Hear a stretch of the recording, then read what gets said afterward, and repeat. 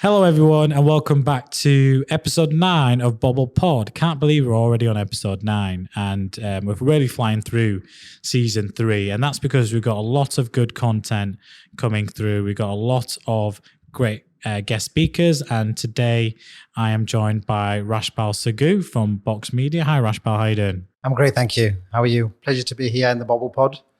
Thanks for joining us. And for those listening or watching on YouTube, if you're on YouTube, don't forget to subscribe and click on the bell notification to get the premiere videos when we launch out the vodcast versions of these podcast episodes. And if you're listening to us on any podcast streaming website, please follow and subscribe to the channel so that you can see all the weekly episodes that come out with more interesting, valuable, important news around the digital marketing world. And as always, connect with me on LinkedIn at Manpreet Singh, or use the hashtag Mr. Bobble. I love that hashtag. We're going to definitely try and get that trending at some point in the next 12 months. As I say, ask hashtag Mr. Bobble any question you want. And when we do our news roundups at the end of the month, your questions or question could feature on that podcast as we did in episode 8, the episode before this. So if you want to feature and get yourself featured on a podcast with some specific good marketing questions, then reach out to us on social media. So this episode is all about the future outlook on video. And Rashpal will join us for the next 2 episodes that we deliver, episodes 9 and 10. But in this one, we're talking about the future of video. But before that, Rashpal, please introduce yourself to the audience. Hi, and once again, thanks for the welcome to the podcast. I'm Rashpal Singh Sagoo. I am Head of Strategy at BOXMedia. At BOXMedia, we help and support businesses communicate better using the medium of video, humanize their brand, amplify their voice, and reach their target audience, whether that's external or internal, and help them through that whole process. Everything strategy-led moves into video, content creation, and then obviously the marketing of that, getting it out into the marketplace. How long have you been working in the video field right now? That's a great question. We set the business up in 2000, so 22 years this year. Wow. Nearly as old as me. I'm not going to give my age away. Definitely not, but nearly as old as me. 22 years, that's a long time. It's been a good stretch. Shot over 10,000 films over that period. Met lots of people, done some great work that we're really proud of, and learned a few things on the way as well. If anyone from the Academy at Oscars watching this, to over 10,000 films, that's all I'm saying. Definitely worthy for an Oscar nomination. So that's a lot of experience, 22 years. So you've seen the video landscape change a lot. Absolutely. So my first question comes down to is, how has that video landscape changed in the last just 10 years to get 22? It's changed radically, and it revolves around how people consume video. Not so much how the technology of producing video, but people, how they consume it. And especially in the business world. I mean, I'm talking specifically B2B. You know, with technology improving, that means everybody's using a mobile phone. You know, we didn't have 3G back in the day. We've got 3G, then 4G, now 5G. That means internet speeds are faster. That means we can consume more content. That means video is more accessible. 10 years ago, we didn't have that. It wasn't accessible. It was a hard conversation. It was DVDs. It was television. And that was it. So the internet was in its infancy. I know, YouTube was out and was in its place even before 10 years ago, back in early 2000, 2005-ish, it came out. However, the early adopters leveraged that space. But for the lion's share of businesses, they're adopting it now. It's interesting to talk about YouTube because I was reading a stat about YouTube the other day. We got some stats from Global Web Index. And it was just showing the type of video content that's being consumed for YouTube right now. And actually 56% of it, 54, 56, don't quote me on that, but I know it was 54, 56% of content that's consumed on video is informative, educational. So you might think it's like all the content around like what Mr. Beast does. And obviously that is the next category, is entertainment.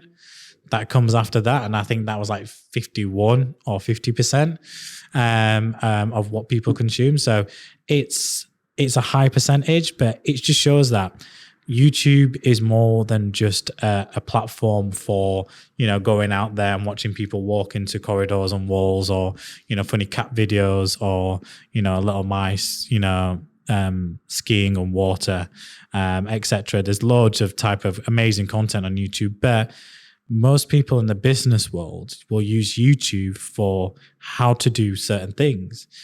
I mean, I'm no expert on Excel, and I know I'd say I'm not a beginner on Excel, but I'm not going to say I'm advanced with Excel.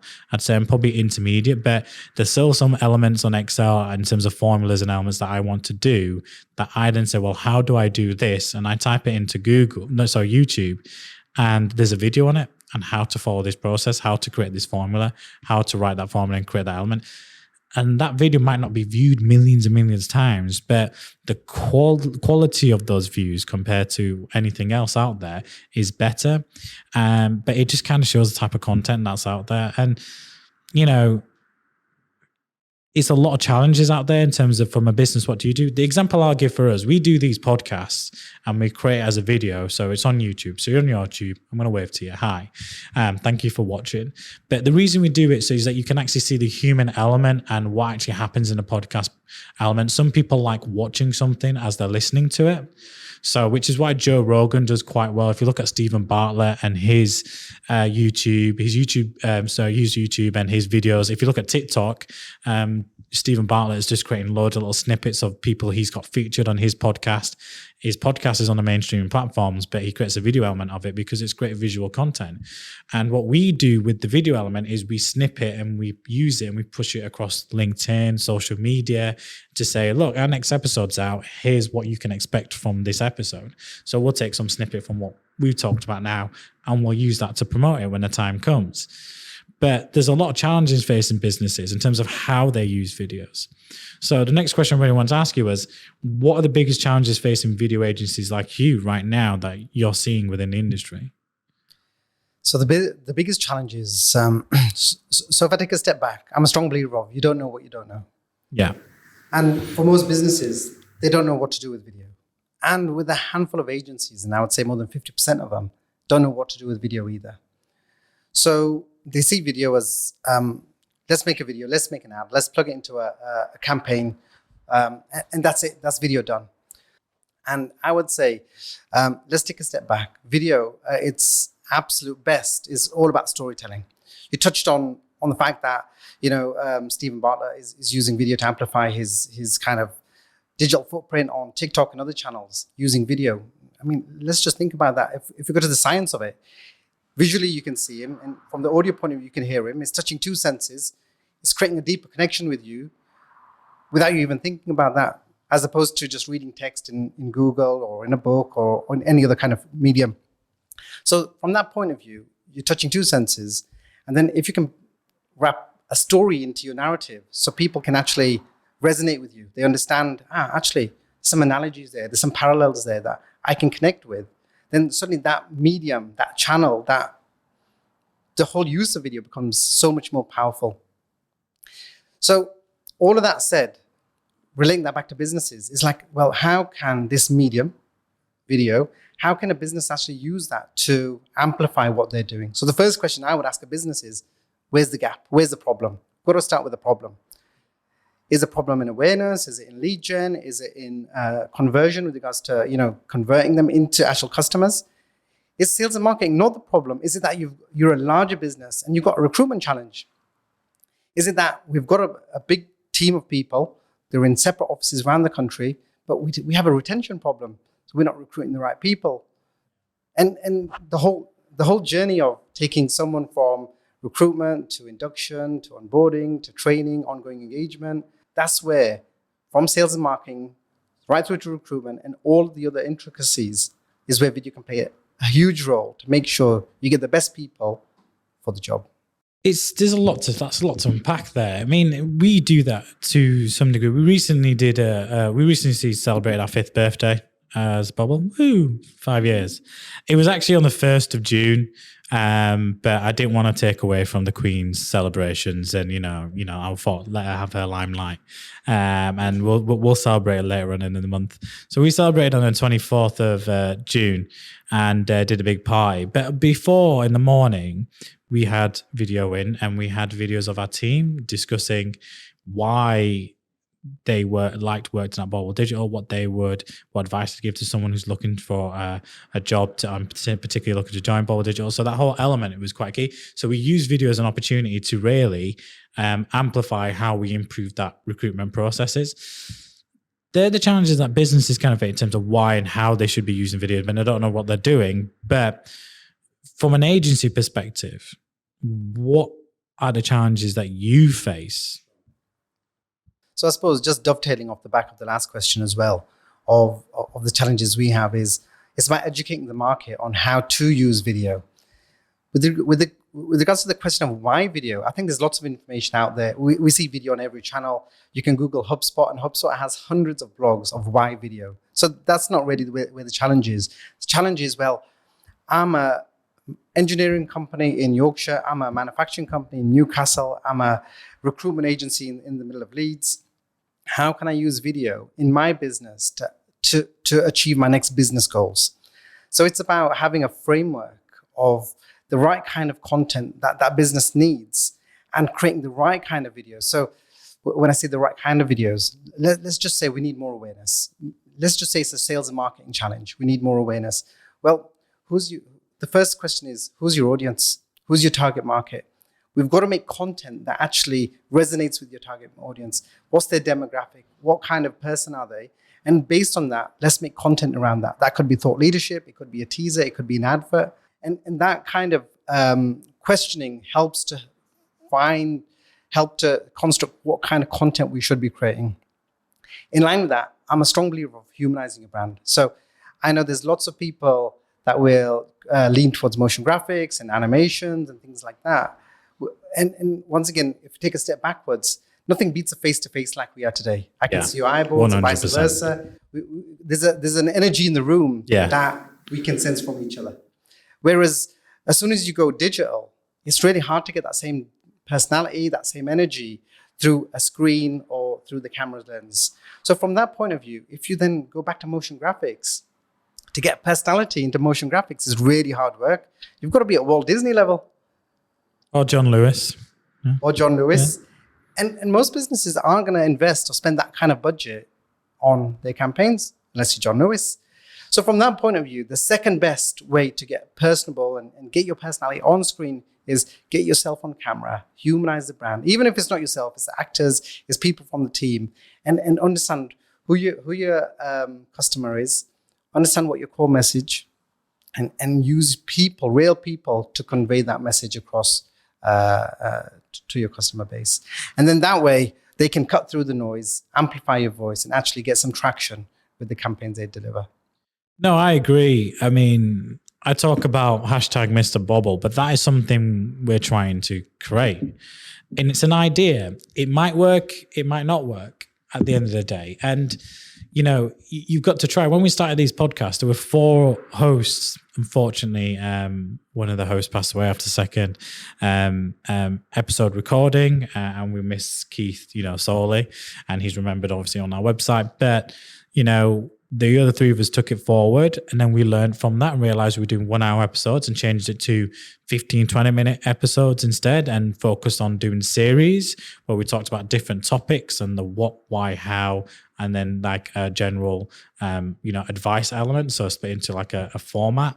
And this time we've taken it forward because everyone gets busy. They're focused on their personal brands. I'm focused on my personal brands. And it became almost like a platform to build from. So now we're using Bobble Pod as a platform for me. And if you've ever watched the episodes where we talked about our background as hosts, I talk about how I am Bobble. That is my nickname. That's why the agency is called Bobble Digital. And can I just interject? Yeah. Bobble is your Judah, yeah? Yes. So for those that don't understand what Judah is, Bobble, but it's a Punjabi version of saying that.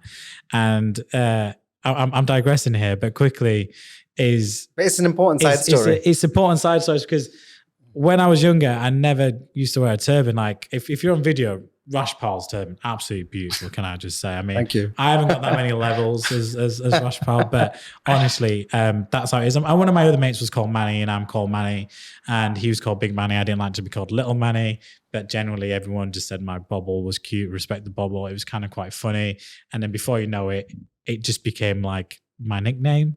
With So they a used to lot of call you my Bobble. mates. Everyone would be like, Bobble, how's it going? All right. No we way. kind of like stuck. And Okay. now all my closest friends, my best friends, call me Bobble. So Awesome. when I was thinking of the agency name, I thought of Bobble.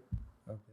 So yeah, so Bobble became synonymous, and then when I was thinking about my own values and Bobble is who I am, that's where the name came into it. But now I'm trying to humanize, because I am Bobble. The company is called Bobble. I'm trying to humanize the element of it and create some emotion and element and a background story to what this is, Mr. Bobble element. And it might work, it might not work, but unless you put yourself out there, unless you do it, you're not going to know what works. So for someone like me and other audiences that are listening right now that want to learn about the future of video, what are the trends that you, who's been in the industry for over 22 years, are seeing in the world of video right now? What's hot, what's not hot right now? So great question. What's hot, what's not? Well, what's not is not doing video. If you're on the fence or you're not doing it, get started, get on it. And the biggest question people ask is, but can I get away with doing video on my iPhone? And the question is, something's better than nothing. Get your message out, amplify your voice, use the medium, and get it out on all the social channels. Get it on the social channels that your audience is on. And if you're thinking, well, it's early days, let's just try TikTok, let's just try Instagram, just go for it. Why not? Is my question. Why not? Because if you think about the cost for investment, everyone has a phone anyway. So big deal. Just make some videos. You can do some simple editing on your phones and get it out there. The trends going forwards, it's episodic content, it's storytelling, it's building your own personal brand, sucking people into your world. And people talk about having networks on LinkedIn and in different business communities. And community is the key word I'm coming up to. I think you need to build your own community. Yeah. People that have an affinity towards you and what you stand for. It's much more about the service you bring, but it's more about what you believe in. What's your purpose? And you can see that from all the big players. If you think about Apples and the Googles of this world, for one reason or another, there's a purpose. There's a bigger lifestyle approach. Yeah. There's a bigger affinity that people have to them, as opposed to just a phone or just going onto a search engine. So from that point of view, the big trends going forwards is really develop your brand. Understand what your own brand is and what it means to your people and your community. Because in the next 12 months, if you can build a community of 1,000 fans, I'm sure lots of other podcasters and kind of marketing experts have said that's more valuable than having 100,000 just people that know about you. Yeah. It comes to a question someone asked me, would you rather have, 30 million pounds or 30 million loyal friends? And I was like, I'd rather have 30 million loyal friends, because then if they were really loyal, I'd ask them for each for a fiver and I'd be left with 150 million pound. I'd set up an online e-commerce business and ask them to all buy a product. It's obviously that's like stupid large scales and hypothetical. And it's one of those, what would you rather do questions that we get into sometimes, but that's it. It's quality over quantity. And even anything we do in business. And I feel like when businesses should consider video as part of what they do, is they should think about is the quality of the content you put out, in terms of just like, well, what money is this going to return me? I get it. A lot of people are performance and revenue led in, the upcoming potential, we've got recession coming away, cost of living crisis.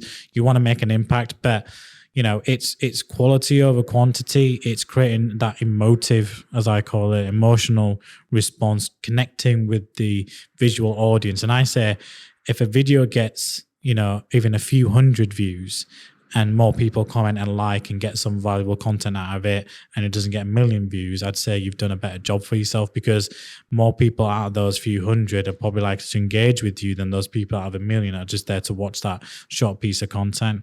I think that's something. Just to quickly wrap up, what does video look like over the next 12 months? Over the next 12 months, I think video is going to explode more than it already is. And I think the two channels to look out for are, or to stay on it and carry on ramping up your activity on, is LinkedIn and TikTok. LinkedIn, naturally, because, for us, we're in that B2B space, and that is the home for everything B2B. But more and more so, TikTok, is becoming a space which is appealing to all kinds of demographics, all kinds of businesses, all kinds of people, way beyond just youngsters dancing. I think there's a big business community there, and you've got to just put your content out there and let people gravitate towards you. You've got to just have a bit of self-confidence and just think, well, this is what I do. Put it out there. And unless you're some big superstar where, all the channels are going to come flocking to your office and to your businesses to ask you, what do you do? It's not going to happen. Unless you're going to invest in loads of PR, it's not going to happen. So the best way to do that is create lots of video and put it out on the channels. Make sure it's consistent. Make sure it definitely you deliver a key message which aligns with your brand, your services, what you have to offer. Yeah. And then your ideal customer will get attracted by the kind of content you put out. I think that's key. I spend a lot of time on LinkedIn and I get sucked into TikTok a lot. But I'll be honest, TikTok isn't just people dancing anymore. I don't know if I can remember the last time I saw someone dance on TikTok. It's a lot of people creating their own organic, authentic content, some things that are on trend around specific topics. A lot of it is entertainment focused. I wouldn't say like with YouTube where I use it for more informative, educational content. TikTok is I'm there for entertainment. I'm there to see something cool, but it's tailored now, the algorithm, to stuff that I like and my hobbies and interests, etc. But LinkedIn is the most important one. We do a lot of video on LinkedIn right now as a brand.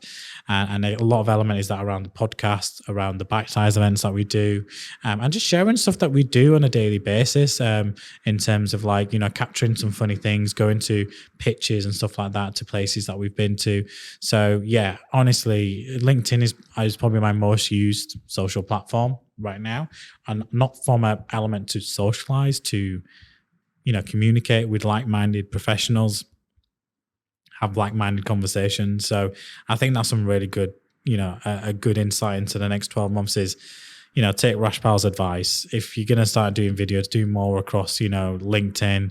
If you can and want to invest in TikTok, do so. I would also say don't neglect platforms like YouTube. If you're doing a PPC campaign and you are ranking for blogs for information people are looking for, let's see how you can turn that blog into a video, into a tutorial that people can visually see the impact of what you're talking about. So that wraps up this episode on the Future Outlook on Video. Rashpal will be joining us for the next episode, which will be the importance of video. So thank you for joining us, Rashpal. Thank you very much. And thank you for listening. And again, don't forget to like, follow, subscribe on our podcast streaming platforms, and subscribe and follow the bell and click on the bell button on our YouTube channels. Thank you for having us.